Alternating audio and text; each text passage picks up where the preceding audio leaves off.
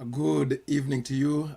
Blessings once again. This is part two of this discussion on the moon being turned into blood. I did one a little bit earlier today, and there were certain things that I wanted to also add to part number one. By the way, part number one is already split up into 30 minutes sections. So if you want to watch part number one, you can watch it in 30-minute sessions. It's on my YouTube channel. I will also be sharing the link on Facebook for those of you who are on Facebook. So in Acts chapter number 2, Peter, on answering the question as to why there is the speaking of tongues, begins to say that this is what was prophesied by the prophet Joel concerning the last days. And of course, in the midst of all that, he says in verse number 20, as part of that sequence of the outpouring of the Spirit. In fact, let me just read it from verse number 17. Let's see what Peter says, because that's where this particular topic is based on in terms of a verse. And in the last days it shall be, God declares, that I'll pour out my Spirit on all flesh. And your sons and your daughters shall prophesy, your young men shall see visions, and your old men shall dream dreams, even on my male servants and female servants. In those days I will pour out my Spirit, and they shall prophesy. And I will show wonders in the heavens above, and signs on the earth below, blood and fire and vapor of smoke. The sun shall be turned to darkness, and the moon to blood, before the day of the Lord comes, the great and magnificent day. And it shall come to pass that everyone who calls upon the name of the Lord shall be saved. So this is what Peter says, that in the last days, after the outpouring of the Spirit, there would follow at some point after that this great day of the Lord, the great day of judgment, in which one of the signs would be the turning of the moon to blood. In part number one, I showed that the sun and the moon and the stars, and they all work in sequence. It's a package deal. It's not just the moon turning to blood by itself. It is the sun being turned to darkness, the moon turning to blood, and the stars falling out of the skies. I showed that from Genesis 1 and Genesis 37, that the sun, moon, and stars in reference in the prophetic scriptures are not the planets or the stars in the sky. Rather, they are references to the religious and political order of nations.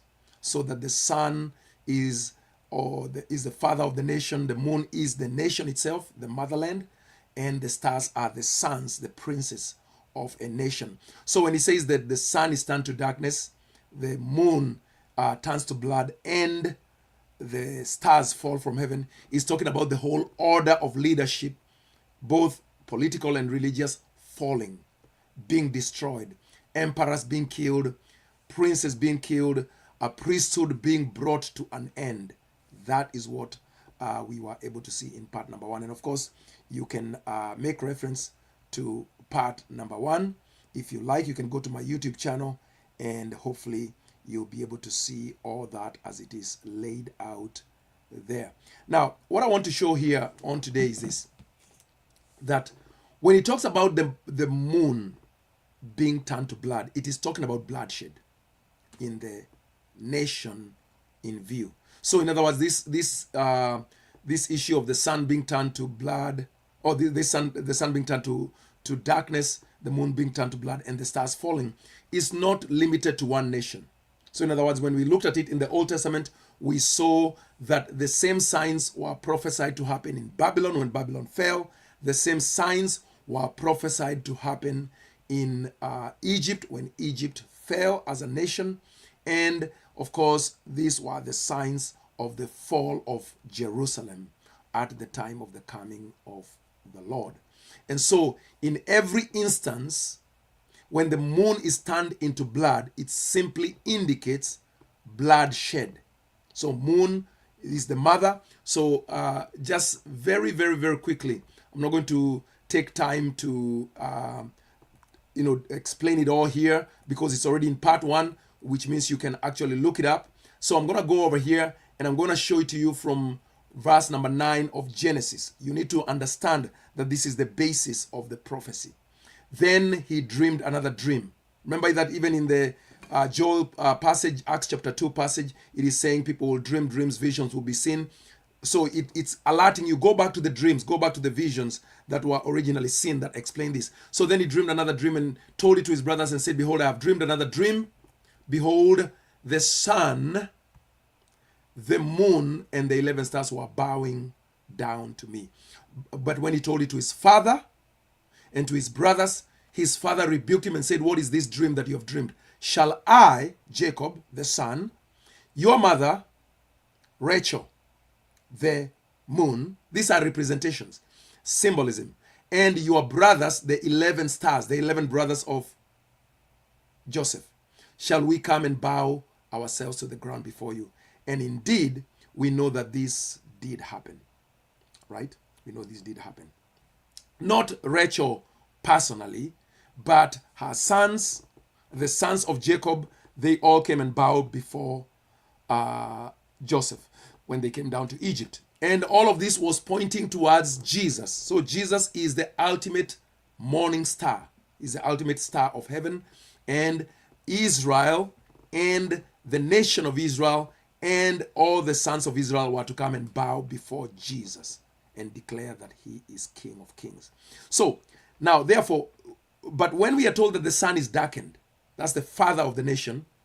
When the moon turns to blood, that's the nation coming into a time of great bloodshed as a result of the judgment falling upon it. And when the stars fall from the heavens, that means that the priesthood of the nation and the leaders of the nation, the princes of the nation, they fall out of their positions. They are destroyed. Their political order is destroyed. Their religious order is destroyed. So this is what is happening. Now I want to show you how this is depicted in the book of Revelation. I want to show you how this is depicted in the book of Revelation. First and foremost, Revelation chapter number 6. Revelation chapter number 6. And I'm going to start here with the 5th seal. So, but pay attention to the sun and the moon and the stars, starting from verse 12. So he says, when he opened the 5th seal, I saw under the altar the souls of those who had been slain for the word of God and for the witness they had borne. They cried out with a loud voice, O sovereign Lord, holy and true, how long before you will judge and avenge our blood on those who dwell on the earth? Then they were each given a white robe and told to rest a little longer until the number of their fellow servants and their brothers should be complete, who are to be killed as they themselves had been. So the first thing to note there is that when the 5th seal is broken, the martyrs of Jesus Christ are shown to be under the altar of the Old Testament. These are the prophets of the Old Testament and the apostles of the New Testament, still within the 1st century and before. And they are asking how long until this judgment comes finally. And then now when you turn to verse number 12, the judgment finally arrives. When he opened the 6th seal, I looked and behold, there was a great earthquake and the sun became black as sackcloth. So whatever righteousness had been in the nation, whatever righteousness had been carried by the high priest who was the father of the nation, now it is turned into darkness. It's now become evil. The full moon, which is the full nation, became like blood. So there's going to be bloodshed in this nation. And the stars, which are the political leaders and the religious leaders, they fell. So the nation is being decreated. The nation is being destroyed. And the stars of the sky fell to the earth as the fig tree sheds its winter fruit when shaken by a gale. Now watch what happens next. The sky, which holds the sun, moon, and stars, vanished. So the sky is the second heaven, which is the holy place of the temple. So the sky vanished like a scroll that is being rolled up. So that imagery of the scroll being rolled up is, you see, whenever God made a decree, or whenever any king in the ancient times made a decree, they would first of all have the decree written on a scroll. And then the scroll, of course, was kept in the archive and it would always be read. Now, when the decree had been completed and it was behind, then the scroll would be rolled up, it would be sealed up, and it would be put away because the event has been accomplished, the event has been fulfilled. So when it says that the sky, the heavens, vanished like a scroll that is being rolled up, this is the imagery of reversal of the previous heaven. The first heaven is being rolled up. The first heaven is being brought to an end. The first heaven is the heaven of the Levitical order. The first heaven is the heaven of Adam. The priesthood of Adam is being rolled up. It is being put to an end. So what happens when that first heaven is being rolled up? Every mountain, that is every authority within this system, and every island was removed from its place. These are not physical things. Every mountain is every authority, every governmental, political, religious authority. Every island. Islands are the outliers, the branches of this system, the synagogues system and all that. So they're being removed from their place within the order of God. Then the kings of the land, the kings of the earth, and the great ones, and the generals, and the rich, and the powerful, anyone who had been great in this system of the first heaven and the first earth, which is Israel, everyone, slave and free, hid themselves in the caves and among the rocks of the mountains, calling to the mountains and the rocks, fall on us and hide us from the face of him who is seated on the throne and from the wrath of the Lamb. For the great day of their wrath has come, and who can stand? So this is what is happening in the sixth seal. The day of judgment has arrived in Israel. The day of judgment has arrived in Mount Zion. Okay? And we know that it is Mount Zion because when the book of Acts quotes, when Peter is quoting that it shall come to pass that everyone who calls upon the name of the Lord will be saved or shall be saved, Acts 2:21, he is quoting right out of the book of Joel. Let me show you that. Joel chapter number 2. In Joel chapter number 2, it tells you where this great day of judgment is happening, where the sun is darkened and the moon either does not give its light or where it turns into blood. If I just take you right here to where he quotes from verse 28, and afterward it shall come to pass that I will pour out my spirit on all flesh. Your sons and your daughters shall prophesy. Your old men shall dream dreams. Your young men shall see visions. Even on the male and female servants in those days I will pour out my spirit. And I will show wonders in the heavens. And on the earth, blood. So bloodshed. And fire. And columns of smoke. So cities burning, villages burning, bloodshed, columns of smoke. That's what you see whenever there is war in any nation. Then he says, then the sun shall be turned to darkness. So the sun, remember, is the father of the nation. The moon is the mother of the nation, which is the mother nation itself. And then the stars, of course, are the princes. So the sun is turned to darkness, the moon to blood before the great and awesome day of the Lord comes. And it shall come to pass that everyone who calls upon the name of the Lord shall be saved. That's as far as Peter quotes in Acts chapter 2. But if you continue reading the whole quotation, it says, for in Mount Zion, and in Jerusalem, there shall be those who escape. In other words, those who are saved. As the Lord has said, among the survivors shall be those whom the Lord calls. So when you are in Revelation chapter number 6 and you are being given this scenery of the sixth seal, you need to understand that the sixth seal is happening in Mount Zion. It's happening in Jerusalem. When it's broken, there is a great earthquake, a great shake-up in Jerusalem. That is, the sun becomes black as sackcloth. So it has no light.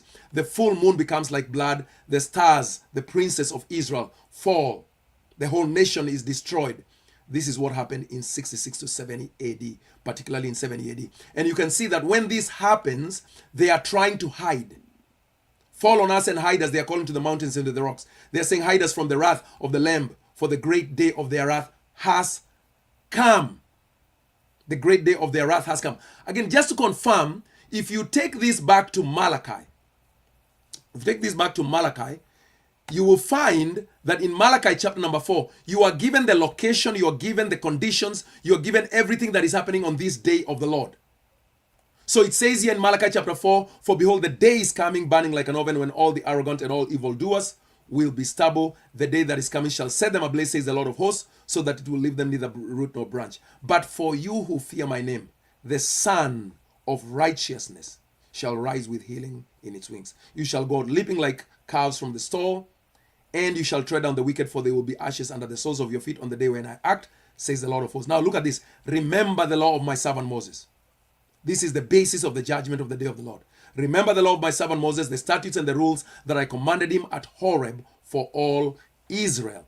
Behold, I will send you Elijah, the prophet, before the great and awesome day of the Lord comes, and he will turn the hearts of the fathers to their children, and the hearts of the children to their fathers, lest I come and strike the land with a decree of utter destruction. So it is important to understand that this judgment is taking place in the nation of Israel at the time of the judgment, under the rules of the law of Moses.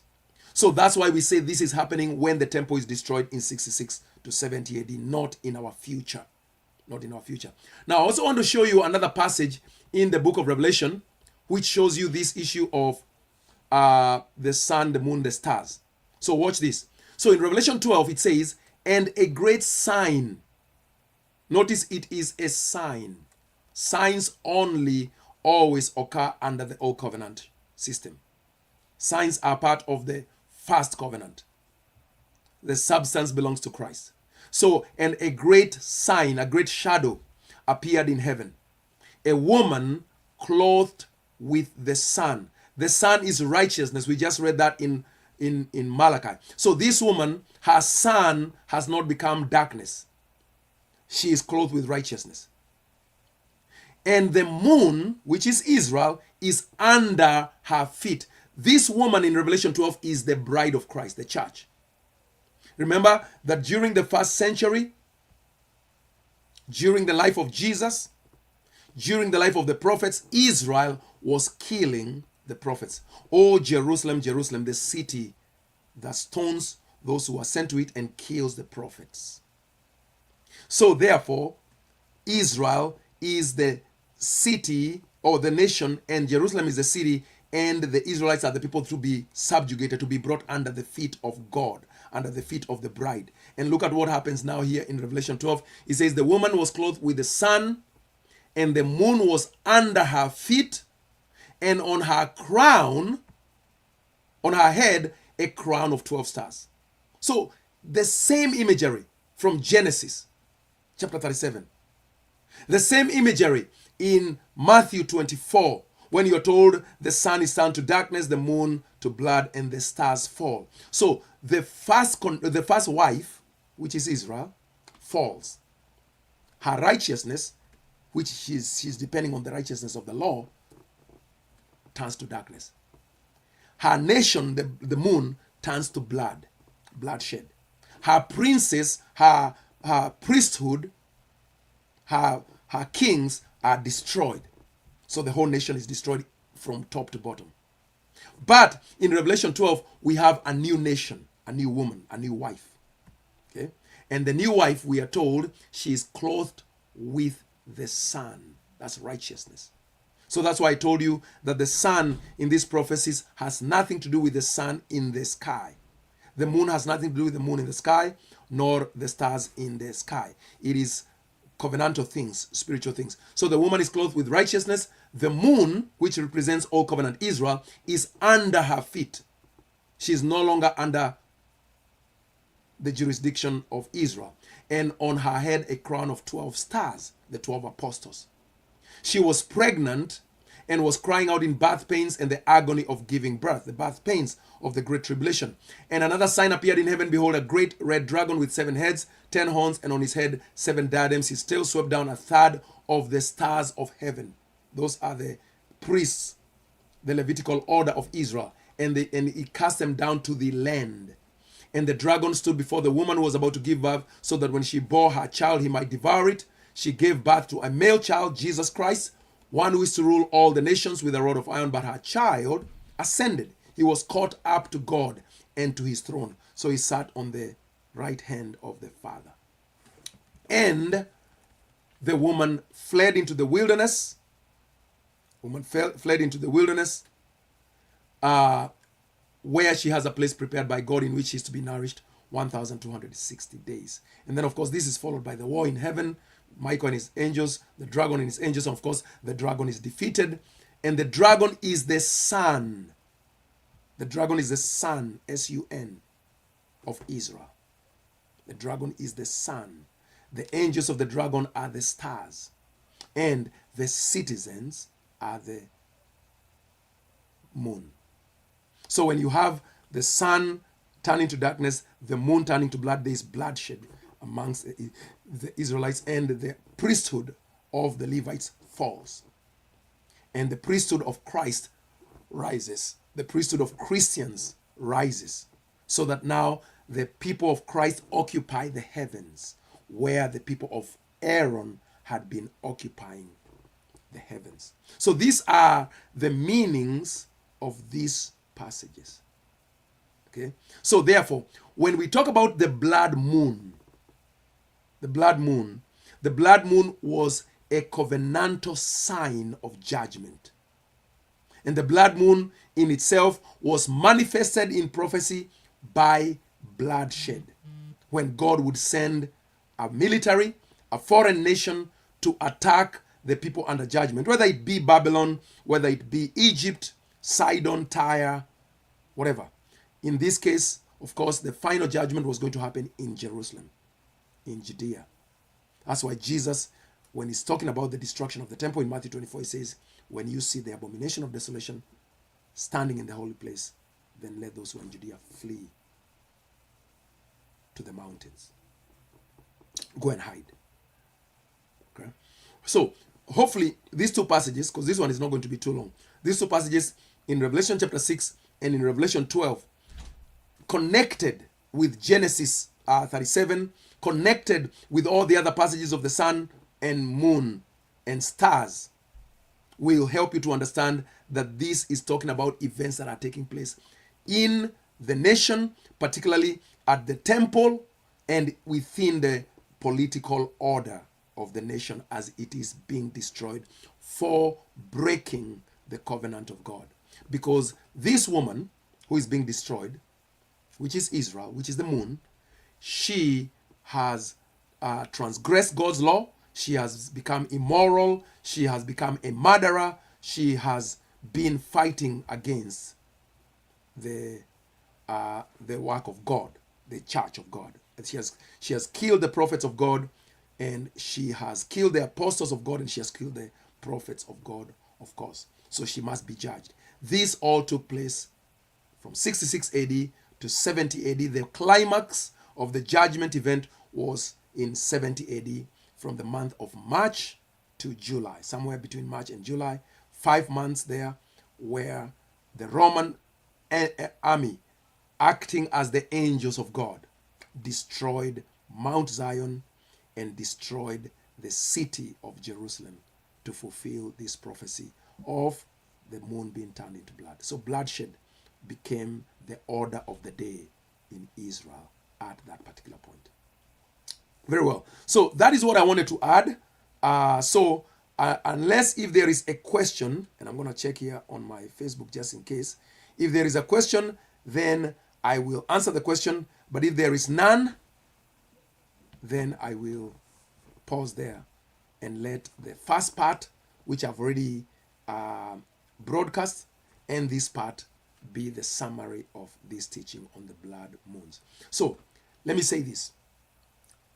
There are people who keep claiming, like John Hagee, for instance, that the blood moons are a sign that soon the Great Tribulation is going to begin in our future. In fact, back in 2010, 2011, John Hagee wrote a book in which he made millions, and he said that the blood moons of 2014, 2015 were going to be the sign of the Great Tribulation that was going to happen shortly afterwards. of course, nothing happened. And then, of course, when there was the eclipse of the sun a few years ago, he said again this was going to be the sign of the Great Tribulation. He wrote another book, made millions. Nothing like that happened. It will not happen. Why? Because the signs in the sun and in the moon and on the stars were to happen under Old Covenant Israel. Old Covenant Israel ended in 70 AD. So the signs in the sun, the signs in the moon, and in the stars ended their work. They are no longer looked for as signs because Jesus came. When Jesus comes, the substance comes. You no longer need signs. Now we walk by the Spirit. We walk by the light of God. We don't walk by the light of the sun or the moon or the stars. We walk by the light of the Lamb, as Revelation 21 and 22 show. So, hopefully that will be a blessing. If you have not watched part number 1, actually in the end, this is going to be titled part number 7 because the other parts were shortened into 6 parts. So this will eventually be called part number 7 of the Blood Moons teaching. Right? So until the next time, thank you very much. God bless you. When I come back with another topic, it will be something totally different from the blood moons. By the way, I recognize you there, Amanda. Thank you for being here. God bless you abundantly in Jesus' name.